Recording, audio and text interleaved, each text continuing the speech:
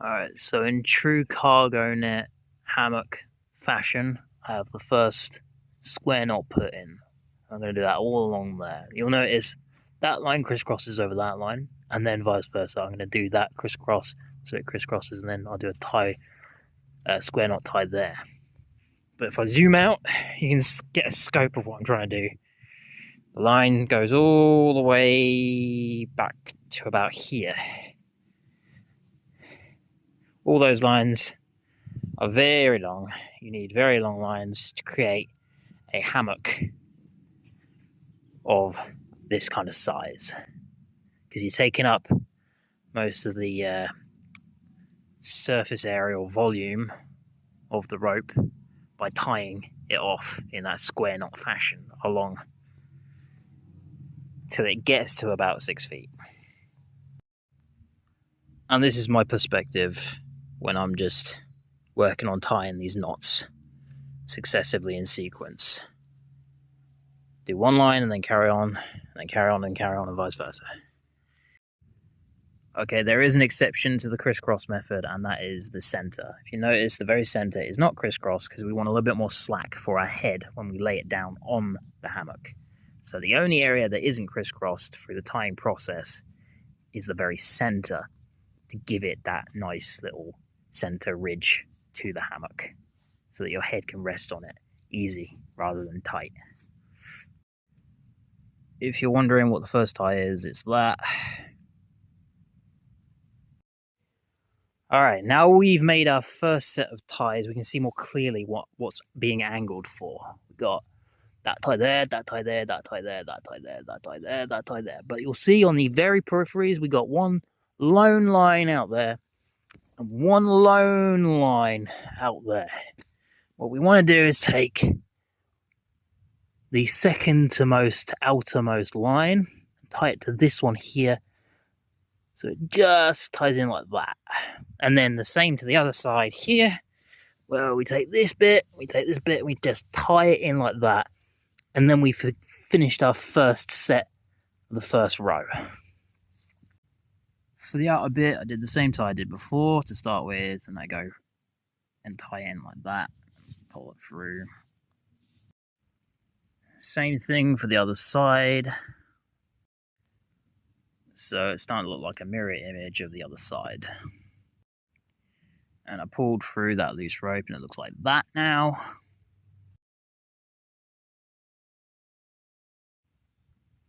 Now on to set 2. We've got our single complete set there. Now on to, set 3, sorry. Set 3. And this is how we do it, just to recap. Just to recap, this is how we do the first tie, and then the second tie is just a simple tie, but you just tighten it after that. So see, you're going under rather than over, and then I want to go through that little hole there to create the first tie. And then the second tie to finish it off. And it looks like that once finished. One thing I've noticed about tying this hammock is that these lines are very long.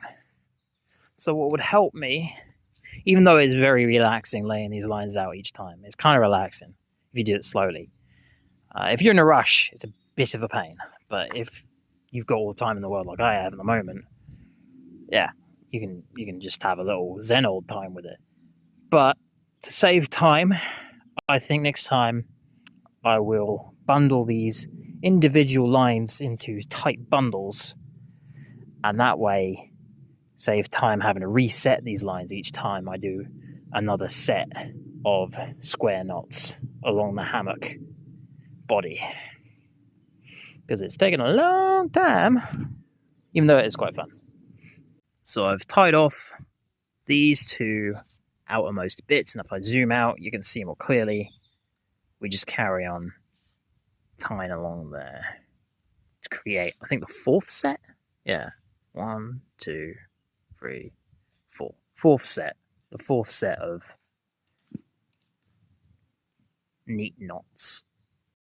And then you just carry on repeating until you reach the end, which I will do so and record once I am there. So I'll see you then. But you can see my point about the bundle technique, because look at all that excess rope. If that was all if each individual line was tied up in a small little bundle, it'd be a lot more efficient and quicker than having all these loose ropes that I have to untie and get back into reset like that. Just be so much quicker. So I think next time I will find a way to bundle these ropes, or even just use a bucket to put these lengths of rope into, so they're neatly coiled rather than all over the place.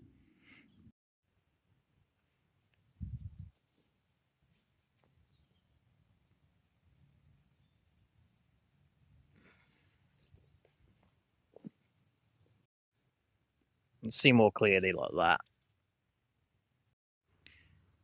On a side note, it is absolutely picturesque today. Look at that. Just the perfect humidity outside today. It's almost like somewhere in Italy or something. It's got that kind of level of humidity today, that feeling. And that's what it looks like in the sun. Alright, so this is the head part rolled up, and then I'm coming on to the midsection. In the midsection, I changed the tying, so you'll notice that side there. Sorry, my glasses just fell on the phone. That part there and that part there is the thing that's changed, because I've lengthened it out a bit more. So the ties are tighter there, and then they get lengthened out a bit more here. And then I got a bit confused, so I decided to do that and then that, make it symmetrical. But, you know, as they say, happy little accident. And I've created a bit more of a comfy start to the midsection that way, I think.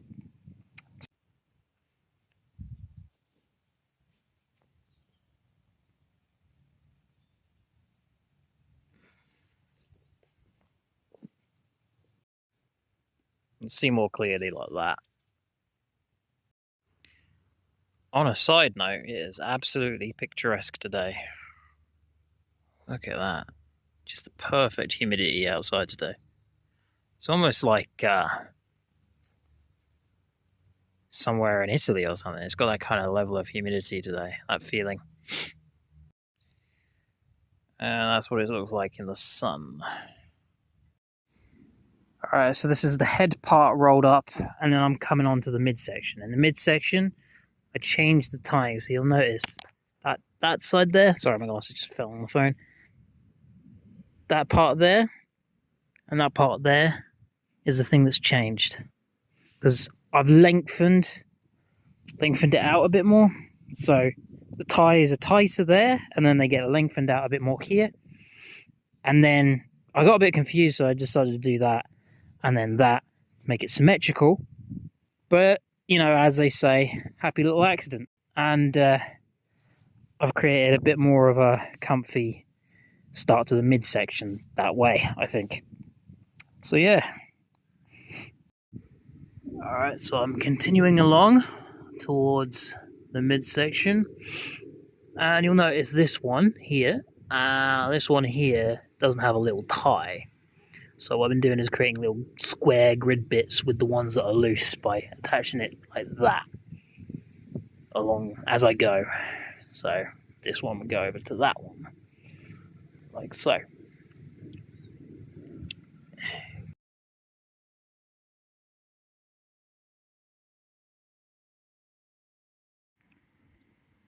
So that's where I'm at currently.